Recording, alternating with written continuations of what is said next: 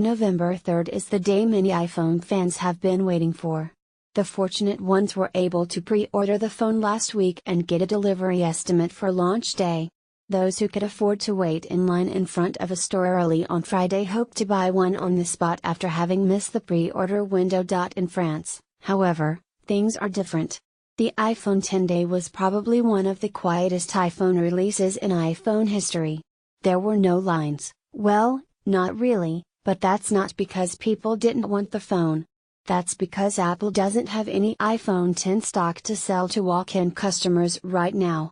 And that may have nothing to do with Apple's rumored iPhone X production issues. With a mid-November pre-order date locked in, I came to Paris thinking I'll have no problem scoring an iPhone X early on Friday. My original plan was to scout 2 of the 3 Apple stores in the city and then line up at some point during the night. But as we got closer to Friday, I soon learned there will be no stock for customers who don't have pre-order pickups. Apple Store employees told me that, and I heard the same line from other retailers who offer pre-orders but don't sell the phone in stores on November 3. French sites said a few days ago that Apple won't sell the iPhone X in stores on launch day to discourage the formation of lines, in the wake of the recent terror attacks in the city. Reports said the same thing about Belgium. As a result, my plans changed. I still plan to check out the Opera and Louvre locations, and then attempt to buy the handset. Because I was hopeful. But I only left on what turned out to be a rather short-lived adventure around 600 AM local time. I hit the Opera store above first, where less than 20 people were waiting in line, as Apple employees were seen inside preparing the launch. As you can see in the image below, it all looks as if Apple made all the necessary preparations for managing lines. But that was likely a precaution in the event people would actually want to queue to see the iPhone. The Opera store is about a 10-minute walk from the Apple's Louvre store. I was there by 6:30 only to find 4 people in line, outside the museum.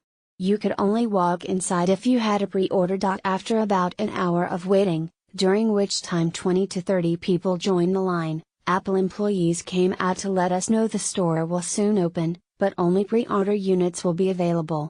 Walk-in customers could still see the phones, but there will be no sales for them. Once inside the Louvre, or beneath it, I saw the same thing. The Louvre store had the queue set up, but there were no lines.